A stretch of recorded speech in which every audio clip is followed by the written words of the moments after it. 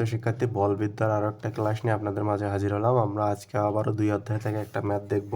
ম্যাথটি খুবই গুরুত্বপূর্ণ।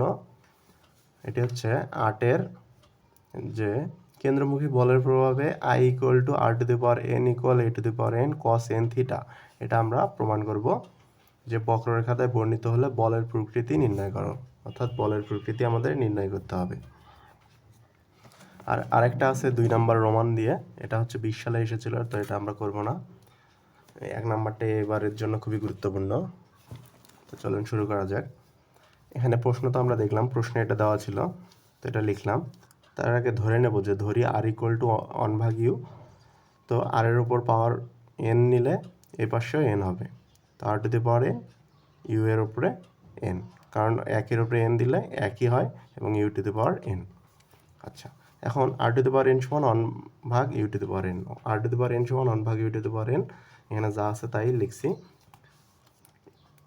এখন এখানে লক্ষ্য করুন, cos n থিটা যদি আমি এই পাশে পার করে আনি ভাগ হয়ে যাবে এবং un এই পাশে আনলে গুণ হয়ে যাবে, তাই লেখা হয়েছে 1/cos n থিটা সমান হচ্ছে sec n থিটা, আর এটা সমান আমরা পেলাম a⁴n u⁴n। এটা একটু মনে রাখবেন, এটা আমাদের কাজে লাগবে পরবর্তীতে গিয়ে। আচ্ছা, এখন এখান থেকে লক্ষ্য করুন যে এখানে এটা যদি এই পাশে আসে, অর্থাৎ এটা যদি এই পাশে আসে গুণ হয়ে যাবে, কিন্তু তখন আমরা পাচ্ছি a⁴n u⁴n cos n theta, গুণ হয়ে গেলে a⁴n u⁴n cos n theta, এই পাশে থাকলো 1। এখন উভয় পাশে আমরা লন নেব, এই পাশেও লন নেব, এই পাশেও লন নেব, তাহলে লন নিলে এরকম আসবে। এখন লন নিলে আপনারা জানেন এগুলো যেগুলো গুণ অবস্থায় থাকে সেগুলো যোগ হয়ে যায়, লন দ্বারা গুণ করে দিলে এগুলো সব যোগ হয়ে যাবে, এটা লনের সূত্র। এখন লন a⁴n লন u⁴n লন cos n থিটা, তারপর লন 1 এর মান 0, এটা আমরা জানি। এখন পাওয়ার যেটা থাকে সেটা সামনে চলে আসে, লনের ক্ষেত্রে পাওয়ার যেটা থাকে সামনে চলে আসে, অর্থাৎ n ln a n ln u ln cos n theta, এখানে যা আছে তাই। এখন আমরা এটাকে একবার অন্তরীকরণ করব, থিটার সাপেক্ষে অন্তরীকরণ করব এটাকে। এখন এখানে n এবং a কিন্তু ধ্রুবক, তো এটাকে যদি থিটার সাপেক্ষে অন্তরীকরণ করি তাহলে আমরা এখানে পাবো 0, আর এখানে আছে n এবং u, n ধ্রুবক কিন্তু u কিন্তু ধ্রুবক নয়, থিটার সাপেক্ষে করতেছি কিন্তু u ধ্রুবক নয়। কেন u ধ্রুবক নয় এখানে লক্ষ্য করলে দেখতে পারবেন যে আমরা এখানে লিখেছি 1/u⁴n, এটা সমান a⁴n cos n থিটা, অর্থাৎ u এর ভিতরে হচ্ছে থিটা রয়েছে, আংশিক থিটা রয়েছে, যার কারণে এটা শূন্য হবে না। এখন এখানে লন ইউকে ডেরিভেটিভ করলে হবে 1/u, কারণ লন এক্সকে ডেরিভেটিভ করলে হয় হচ্ছে 1/x, এটা আমরা জানি। তো 1/u মানে ইউটা নিচে চলে আসছে n/u, এবং ইউকে পুনরায় ডেরিভেটিভ করলে হবে du d থিটা। আবার লন cos n থিটাকে করলে হবে 1/cos n থিটা, এবং পুনরায় cos n থিটাকে করলে হবে -sin n থিটা, এবং এর ভিতরেরটাকে আমরা যদি পুনরায় করি,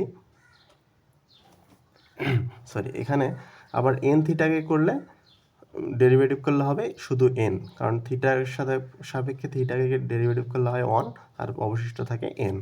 এখানে তো 0 যা আছে তাই। আচ্ছা, এখানে 0 n/u du d theta du d theta, এখানে -sin theta sin n theta, উপরে sin n থিটা, নিচে হচ্ছে cos n থিটা, তার মানে sin ভাগ cos সমান আমরা জানি tan n থিটা, আর এখানে একটা n, সেই n আমরা সামনে লিখেছি, এই মাইনাসটা সামনে, এখানে যা আছে তাই।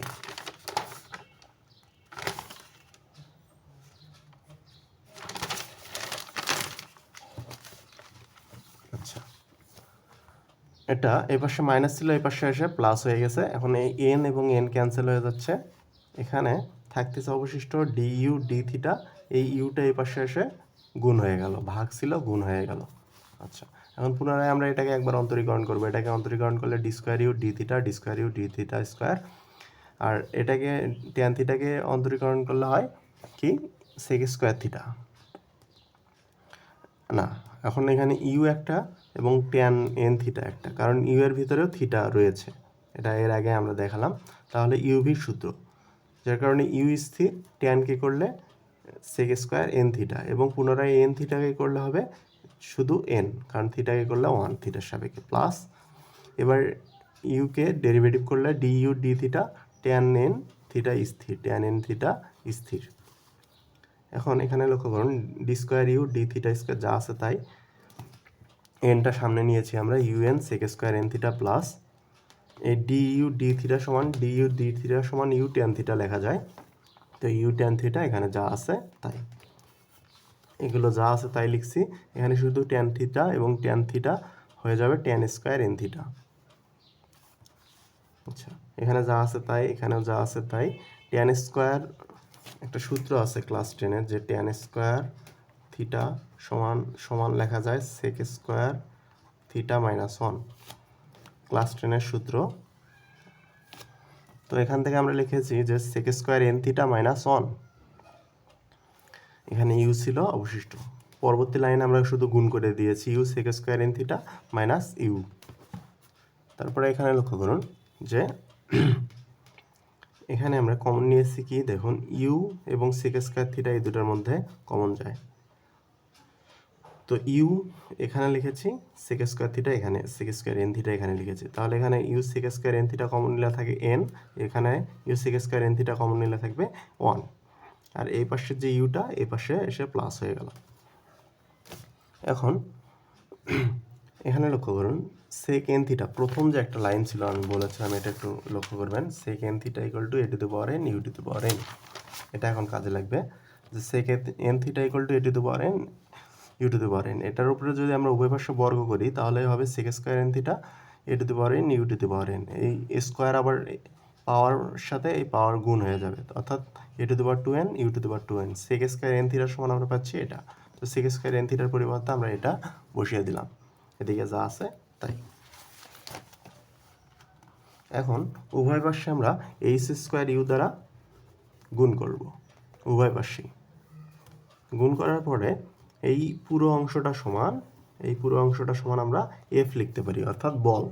তো বল সমান এটা লেখা যায়, এটা হচ্ছে একটা প্রমাণ রয়েছে, অর্থাৎ একটা সূত্র বলতে পারেন যে এফ সমান এই অংশটা। আর এখানে এইচ স্কোয়ার, এখানে লক্ষ্য করুন, আচ্ছা এখানে একটা লক্ষ্য করুন যে এখানে ইউ ছিল সামনে, এই ইউ এর পাওয়ার 1 এবং এখানে ইউ এর পাওয়ার 2n। তো পাওয়ার ভিত্তি একই হলে পাওয়ারগুলো কি হয়, যোগ হবে গুণের ক্ষেত্রে। তাহলে এই পাওয়ার 1 এর সাথে যোগ হবে। তো এখানে দেখুন পাওয়ার 1 কিন্তু যোগ করা আছে। এখানে ইউ স্কোয়ার, এই পাওয়ারটা এর সাথে যোগ হয়ে 1 এর সাথে 2 যোগ করলে হবে 3। এখানে ডাইরেক্ট 3 লেখা আছে, U to the power 2n plus 3, যার কারণে এটা সমান এফ এইচ স্কোয়ার, ইউ এর পাওয়ার তো এখানে যোগ করলাম n প্লাস 1, এখানে যা আছে তাই লিখছি দেখুন। এখন এফ সমান এটা, আর এখন H square n plus 1 A to the power 2n, এই অংশটা সমান ধ্রুবক লেখা যায়, এই n সহকারে এটা সমান ধ্রুবক লেখা যায়। তো এটা হচ্ছে আমাদের থাকলো। এখন এখানে বলতে পারবেন যে বল এত বা 1/r two the power 2n plus 3 এত এর সমানুপাতিক। তো এই ছিল আজকের ভিডিও, ধন্যবাদ।